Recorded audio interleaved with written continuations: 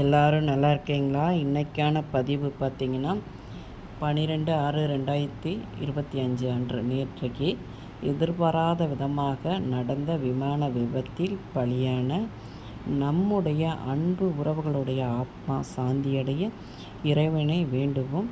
ஓம் சாந்தி. கண்டிப்பாங்க.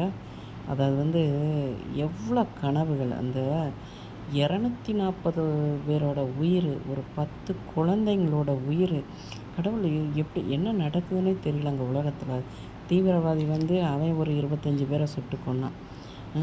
இந்த flight accident அடுத்தடுத்து இந்தியாவுக்கு ஒரு பெரிய அடி மாதிரி தான் இருக்குது, பார்த்துக்கோங்க.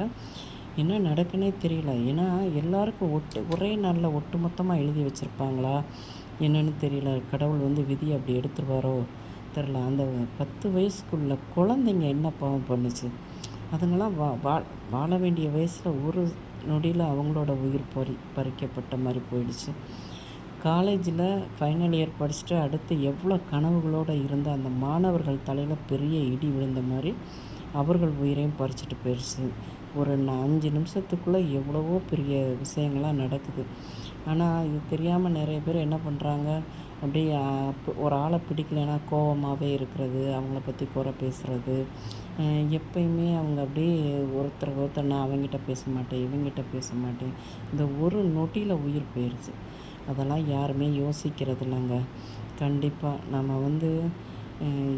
என்னென்னமோ நினச்சிருப்பாங்க. அந்த ஃப்ளைட்டில் ஏறி உட்காரும்போது இத்தனை மணிக்கு போய் சேர்ந்துடும், நம்ம அத்தனை மணி அங்கே போயிடலாம், ரூமுக்கு போயிடலாம், இங்கே போயிடலாம்.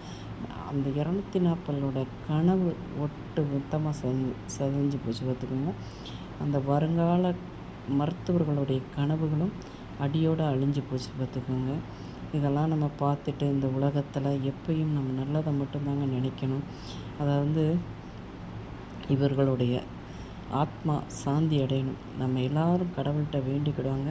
இவங்க இறைவனோட பாதத்தில் போய் சேர்ந்து அவங்களுடைய ஆத்மா சாந்தி அடையணும்னு சொல்லி பார்வதி வீட்டு சமையல் சார்பாக வேண்டிக்குவோம். இந்த பதிவு உங்களுக்கு பிடிச்சிருந்தால் பார்வதி வீட்டு சமையலுக்கு ஆதரவு கொடுங்க. ஓம் சாய்ராம்.